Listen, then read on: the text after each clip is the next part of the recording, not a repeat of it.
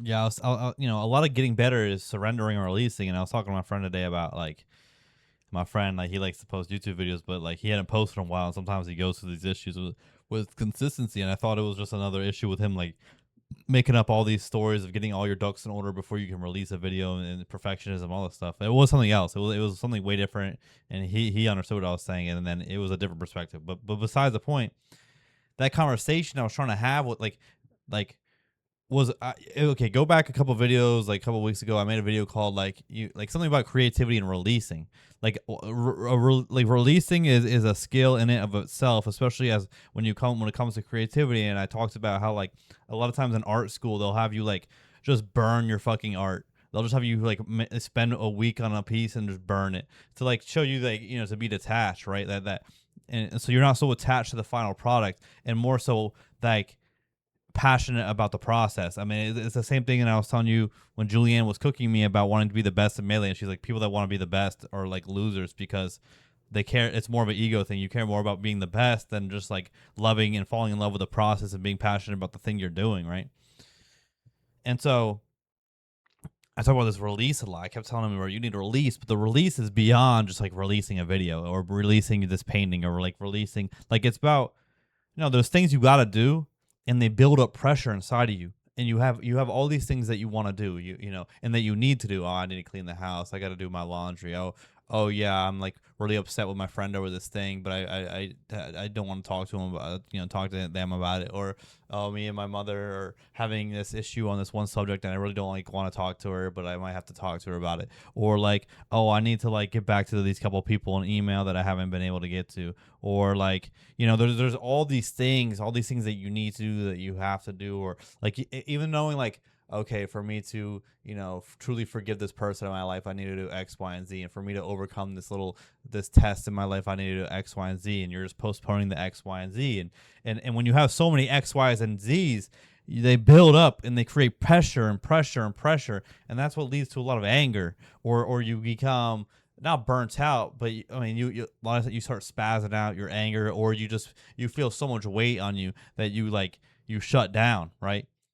And I was so happy today because this conversation that I had with my friend was like one of the things I needed to release, because it was like something that was on my mind. I'm like, dude, he's not posting again. Oh my god, he's doing the thing again where he just like he has a video that goes absolutely dummy insane, and then he like gets in his head about it, and then he doesn't post, and he goes AFK for a while, and that's what I thought was happening. I was getting kind of frustrated, and like that was kind of almost causing a rift in my relationship with him, because I'm building up this whole thing in my head, which makes me not really want to. I'm like upset with him. He doesn't even know that. It's not like I'm like fucking so pissed off, but then he doesn't even know that. But like due to that lack of vulnerability, there becomes like a wall that both parties can feel. Where it's like I'd rather just spend time alone than call this guy, right? Even though I used to call this guy all the time and we would play like every night, I'd rather spend time alone because I'm upset with him over this thing. And it seems childish, right? It is super childish, right?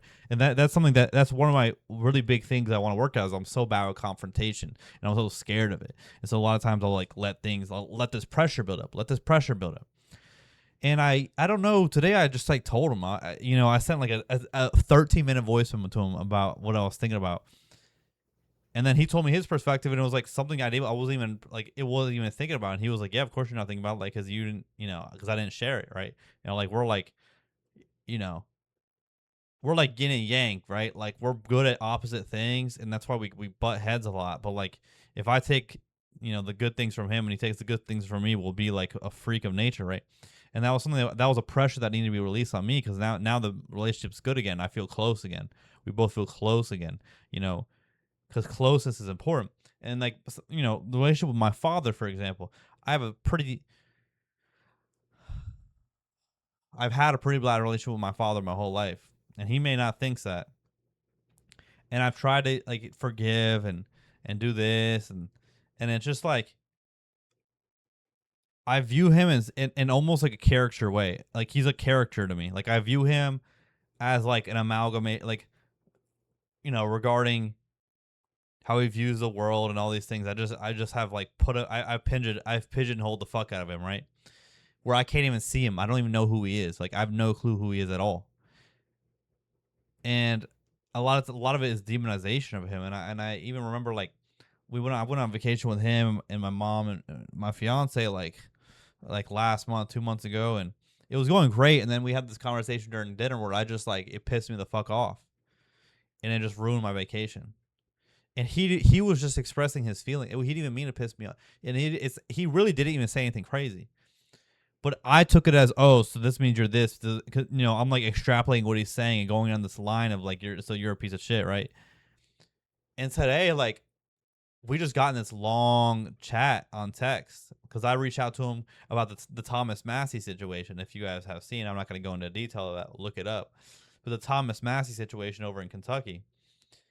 And then we talked and we talked. And then I told him my frustrations of that dinner, of what happened during that day. And he got it. And it's like, and that caused so much buildup this close. So now we're a little closer because I released.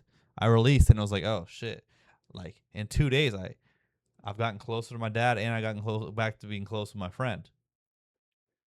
And it's not even like, oh, I did this because I was thinking about it, right? Because in the moment when I'm feeling really emotional and I'm like frustrated, I don't want to talk to nobody about it because it's like I know I'm gonna say some hurtful ass shit. I'm not thinking with my brain. I'm thinking over here, and I'm thinking like fucked up, right? And it wasn't even like today I went and was like, oh, let me release two pressures. It was like this is just what naturally unfolded throughout the day.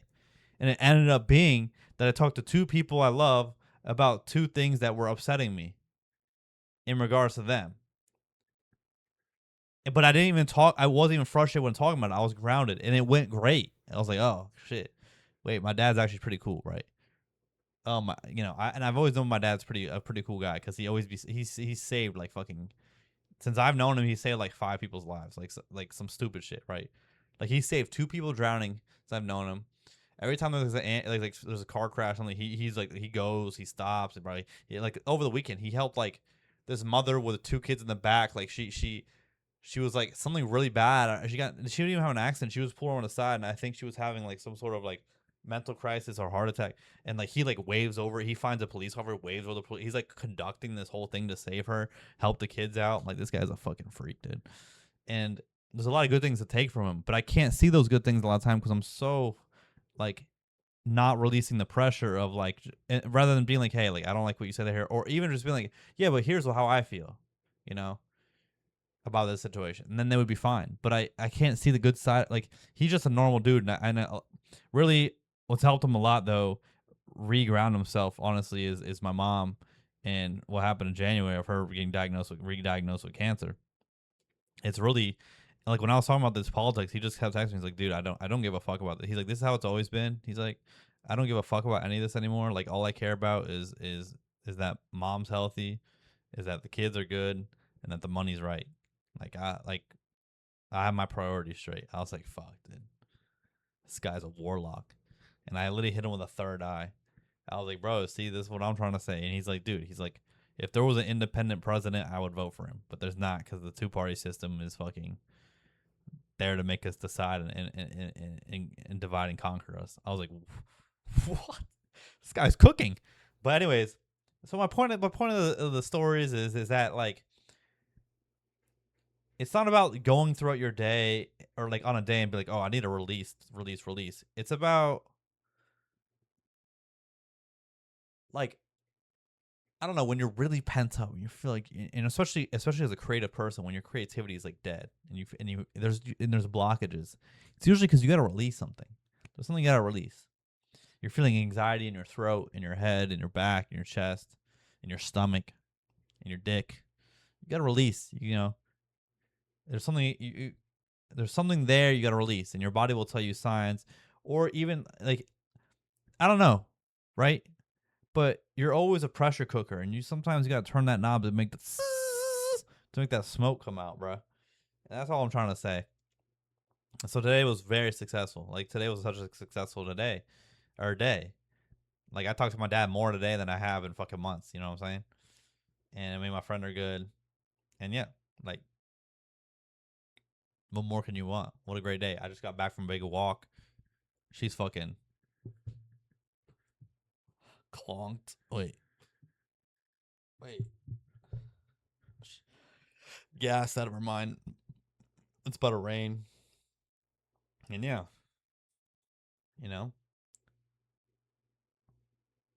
And it's like, this is the last thing I'll say. I feel like in this day and age right now, because my dad was talking about like, because I was talking about corrupted stuff, and he was like, "Bro, it's always been like this." And I was like, "Yeah, but at least in the past, like when you were growing up, they would try to cover. They would like at least pretend like it wasn't corrupted. Like they would try to hide it. It's just so fucked up now. They don't even give a fuck, right? But I think today in this day and age, it's like due to your phone and doing to always having access to knowledge and always having access to media and all this stuff. It's like everyone's pressure cooker is completely like about to explode, and then you just see people exploding on each other. Pause. But you see people kind of like it's not like that they're angry at this exact person. It's just like this is the first person that they came in their view and they're pissed off already, right? Like they like the Thorfinn, the Thor's, Vinland Saga. You have no enemies. I have no enemies. Like no one actually has enemies. It's just like you're just fucking you're overstimulated. And you have so much information always happening, and the information, the whole point of the information is to make you upset, right? Especially to make the working class upset. And so now you're fucking upset. Your neighbor's upset. You guys are upset about the same things, but you think you're upset about different things. Especially like left versus right type of shit. When it's all we're all just fucking broke, right? And it's like, but now you're thinking this is your enemy, and it's like this. You've been fucking alchemicalized. All your emotions have been, and now you're a pressure cooker, and any little thing is gonna blow your top off, right? And it's like with the food and with the price of things and the gas and the wars and the this and the that and that. How could anyone's looking at this shit and it's hard to function, bro? And then you try to turn your brain off, and then you feel bad because you're like, wow, that's such a privilege. I can turn my brain off from this. I can like look away. So now you're feeling bad about like trying to look away, just trying to like live your life and take care of your family. And it's like, and I think what my dad said was real nice. He's like, yeah, bro. Due to the price of gas, in November, the Republicans are probably gonna lose. But I still gotta go to work. Mom still gotta go to work. He's like, the next day we're all going back to work, so who gives a fuck? I was like, yo, you know what I mean? Like he's got, bro, this guy's like class conscious to the level. But anyways, I'm out of here. Guys, girls, gays, queers, etc. Anyone have a blessed rest of your Thursday. I'm taking tomorrow off, and then I'm going to a wedding in Birmingham. But toodaloo, 10-4. I'll see you guys on tomorrow on a beautiful Friday.